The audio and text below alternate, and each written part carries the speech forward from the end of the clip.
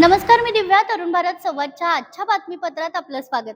कोल्हापूर शहर आणि जिल्ह्यातील राजकीय घडामोडी, ऐतिहासिक निर्णय आणि महत्त्वपूर्ण सामाजिक विषयांचा आढावा आपण घेणार आहोत. आता पाहूया ठळक बातम्यांचा सविस्तर आढावा.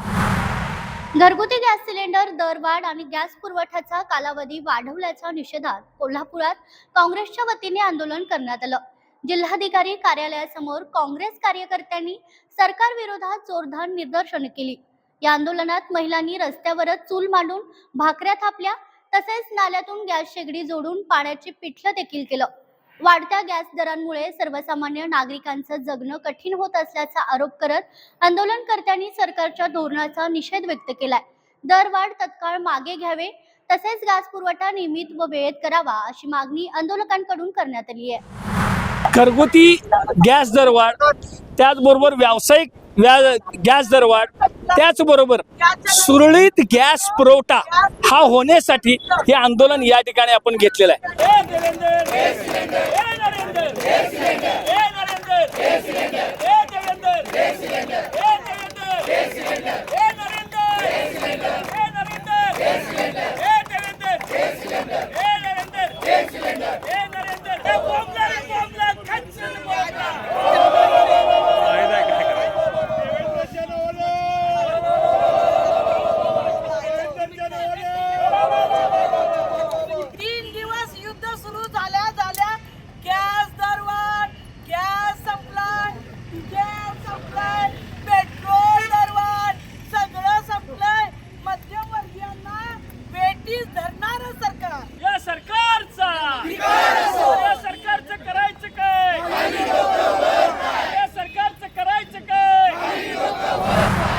आदमापूर येथे उघड्यावरील लस्सी प्यायल्याने 25 जणांना विषबाधा झाली. रात्री 11 वाजेपर्यंत मुरगुडच्या ग्रामीण रुग्णालयात 15 जणांना उपचारासाठी दाखल केलं होतं. तर भुदरगड तालुक्यातील मडिलगे गारगोटी इथे 10 जणांना रुग्णालयात दाखल केले होतं. आदमापूरमध्ये मिळालेली मोफत लस्सी दुपारी 12 वाजता सर्वांनी घेतली होती. सायंकाळी 5 नंतर त्यांना उलट्या जुलाबाचा त्रास जाणवू लागला. त्यामुळे तातडीने त्यांना मुरगुडच्या ग्रामीण रुग्णालयात दाखल करण्यात आले. त्यांची प्रकृती आता स्थिर आहे. PHCला भेट देण्याचं कारण असं की काल संध्याकाळी 5:30 वाजता दमपूर येथे जी आपली रॅपिड रिस्पॉन्स टीम आपण जी रिपीट केलेली आहे यात्रेनिमित्त, तिथं पहिला पेशंट फूड पॉयझनिंगचा भेटला 5:30 वाजता. आणि रात्री 11:30पर्यंत एकूण 43 रुग्ण रिपोर्ट झाले होते. त्याच्यामध्ये सर्वांना औषधोपचारासाठी ग्रामीण रुग्णालय मुरगुड या PHCमध्ये ग्रामीण SDH गारगोटी इथं भरती करण्यात आले. सकाळी 10 वाजेपर्यंत 33 लोकांना डिस्चार्ज झालेला आहे. अजून 10 लोक उपचारात आहेत. सर्वांची तपासणी केली असता सर्व लोक स्थिर आहेत.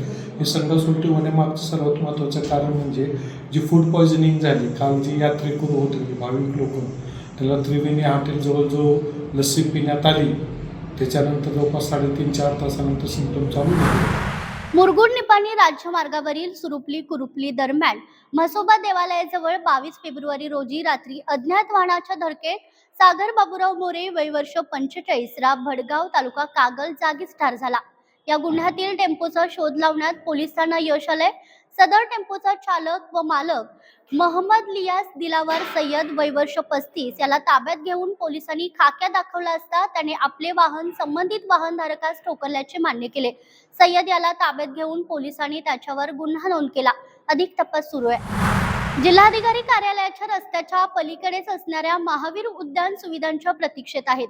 सकाळी व्यायाम, दुपारी सावली तर सायंकाळी फिरायला येणारे शेकडो नागरिकांना या उद्यानाचा आधार आहे. पूर्वी 40 पेक्षा अधिक कर्मचारी असणाऱ्या या उद्यानात केवळ 7 कर्मचारी कार्यरत आहेत. त्यामुळे सध्या अनेक सुविधांच्या प्रतीक्षात हे उद्यान असल्याचं दिसत आहे. कोल्हापूर महानगरपालिकेच्या वतीने सुभाषनगर व वर्षानगर परिसरात विशेष स्वच्छता मोहीम राबवण्यात आली. ही मोहीम महापौर रूपाराणी निकम यांच्या उपस्थितीत पार पडली. सकाळी 7 ते 12 या वेळेत व्हाईट आर्मीचे विद्यार्थी, नगरसेवक, नगरसेविका तसेच महापालिकेच्या कर्मचाऱ्यांच्या सहभागातून परिसरातील मुख्य रस्ते व फुटपाथवरील तणकट, प्लास्टिक व इतर कचरा गोळा करून स्वच्छता करण्यात आली. या मोहिमेत सुमारे 2 ट्रॅक्टर व 3 डंपर इतका कचरा, प्लास्टिक व तणकट गोळा करण्यात आला. आखाती देशांमध्ये सुरू असलेल्या युद्धाच्या परिणामाचा फटका आता भारतातील सर्वसामान्य नागरिकांसह विविध क्षेत्रांना बसू लागलाय. त्याचे पडसाद कोल्हापुरातील शिवाजी युनिव्हर्सिटी येथील कॅन्टीन व मेस व्यवसायावरही उमटताना दिसत आहे.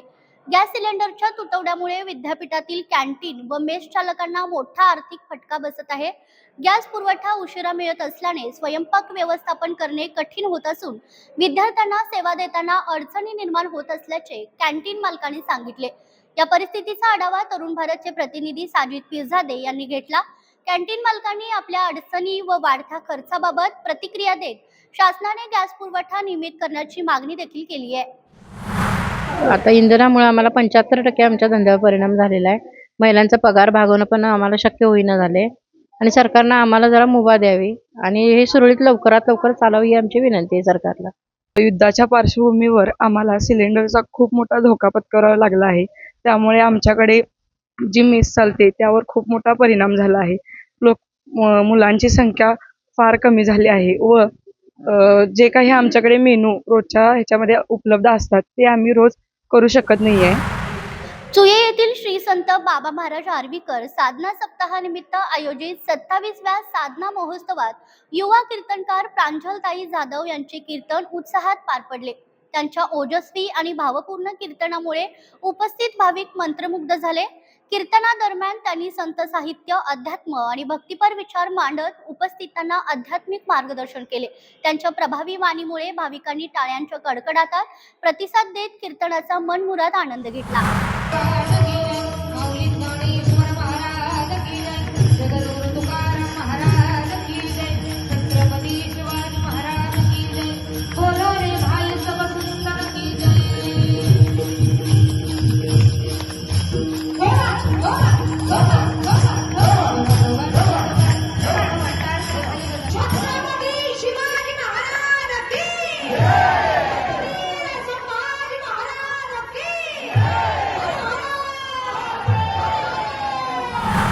तर या होत्या आजच्या काही ठळक घडामोडी. या बातम्यांचं अधिक सविस्तर विश्लेषण आणि जिल्हाभरातील माहितीसाठी आजच तरुण भारत पेपर खरेदी करा आणि रोज न चुकता वाचा. अशाच नवनवीन अपडेटसाठी पुन्हा भेटूया. पाहत रहा तरुण भारत कोल्हापूर. तोपर्यंत नमस्कार.